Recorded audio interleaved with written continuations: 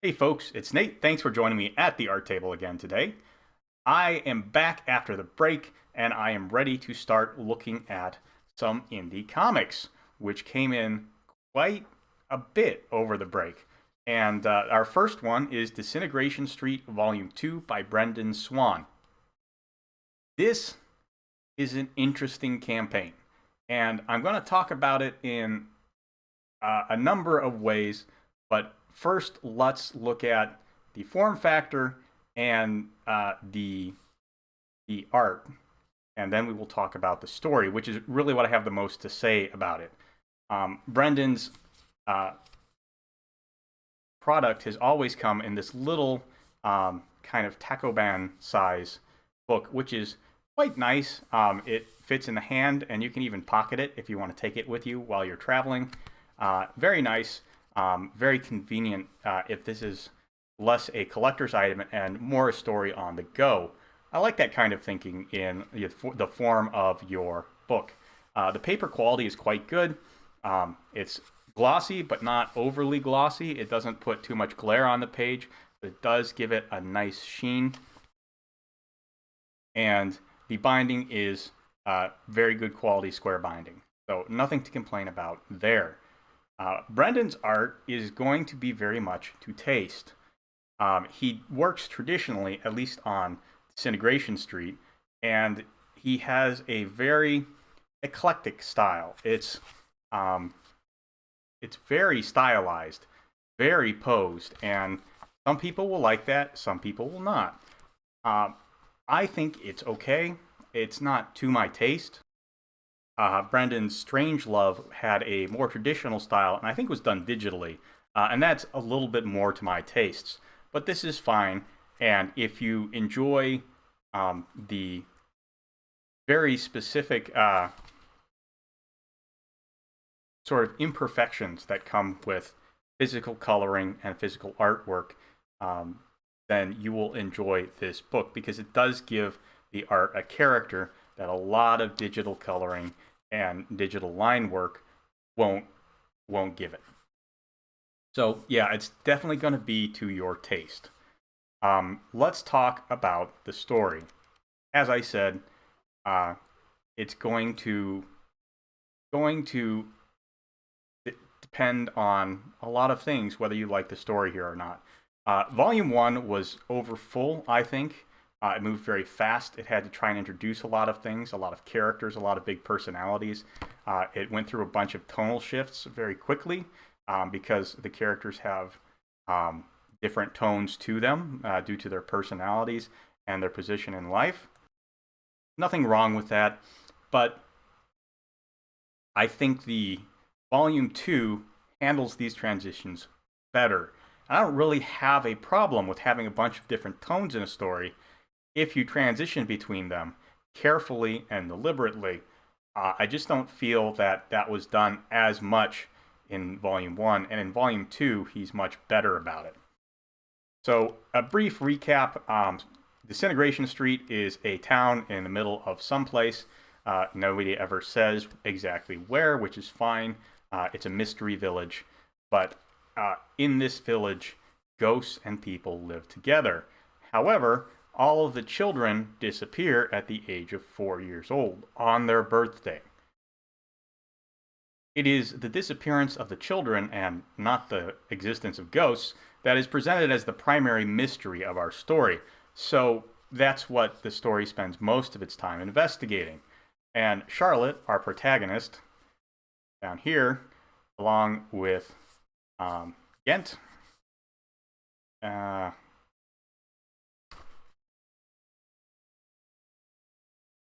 I had, what is his name? Gon. Okay, I knew it wasn't Ghent. Gon. Our protagonists are trying to figure this out, and they got a pretty good lead. They know the name Ramona is somehow involved in this, and they are currently, after winning a minor first victory, on their way to an abandoned car wash to find someone called the Shoe Shine. And the Shoe Shine is apparently Ramona's chief abducting officer, however you would call that. The person who does all the kidnapping of the kids. That's interesting, but on top of that, there are a bunch of other people in Disintegration Street that have weird and seemingly conflicting goals. The mayor of the town, who is named Mr. Mayor, yeah, really, seems to be hostile to both Charlotte and Ramona for some reason. Uh, there is a woman named Jezebel who is just kind of a pain in the neck. And there is the keeper of the inn who seems to just want everyone to leave well enough alone. All of these are interesting characters, but they aren't all relevant to this story. They were all introduced in Volume 1. That's one of the reasons I think that volume was so rushed. But here in Volume 2, most of these characters kind of fade to the background and are only in here for a couple of pages each, which is fine because that really lets us spend some more time with Charlotte, Gon, and our antagonist, the Shoeshine, or as we later hear him called, Black Crow. And now we have to talk about one of my first major issues with the storytelling in here. Black Crow has, like all ghosts who have been around for a while, has a pretty significant set of supernatural powers. And when we first encounter him, we see him throwing these dart-like things. And given his name and their general appearance, I thought they were feathers. But it turns out they are icicles. And I would have liked to know that a while earlier. We don't actually get that explicitly stated until much later in the story. Now, I generally think of an icicle as long and tapered and kind of broken off at the base if you're throwing it, where these look more like a knife or, again, kind of like a feather.